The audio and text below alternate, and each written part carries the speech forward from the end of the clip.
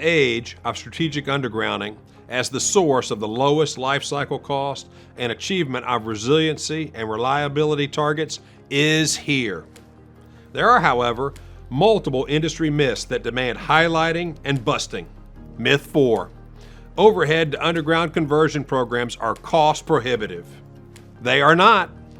What is prohibitive is the lost GDP associated with outage. When line segments are down and the power is out days longer than necessary, individuals, businesses, and governments cannot function. This lack of function is a fancy way to say lost revenues, reduced earnings, output reductions, and no profits.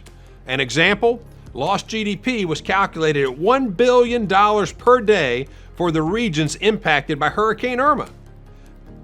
By comparison, Florida's daily GDP is $3.8 billion per day, and Virginia is $1.7 billion per day in GDP. How can undergrounding affect performance? Undergrounding transformations are driving cost down and performance up via material science, construction techniques, maintenance practices, regulatory policy, and financial engineering.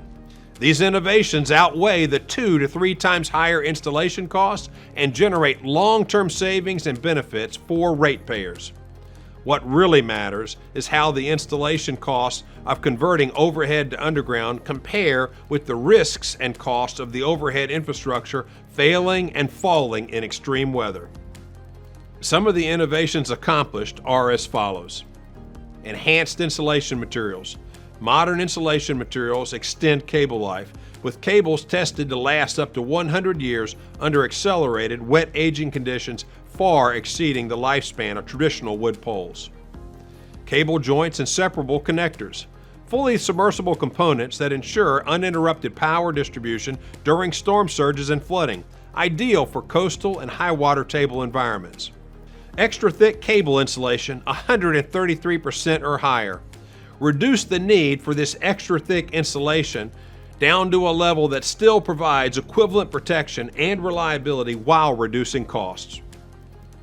Historic performance and weather analytics, utilizing up to 100 years of historic data to develop targeted models for undergrounding, effectively reducing maintenance costs by moving at-risk segments and preventing potential damage.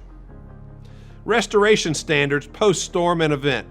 Relaxation of the post-storm standard allows for updates to infrastructure, driving down long-term maintenance costs and supporting efficient undergrounding implementations. Myth busted. What is prohibitive is the lost GDP of upwards of $1 billion per day associated with the repair of overhead systems. To learn more about how you can apply strategic undergrounding to your system to capture the lowest life cycle cost and achievement of resiliency and reliability targets, follow the links to PDI Squared's playbook and guide.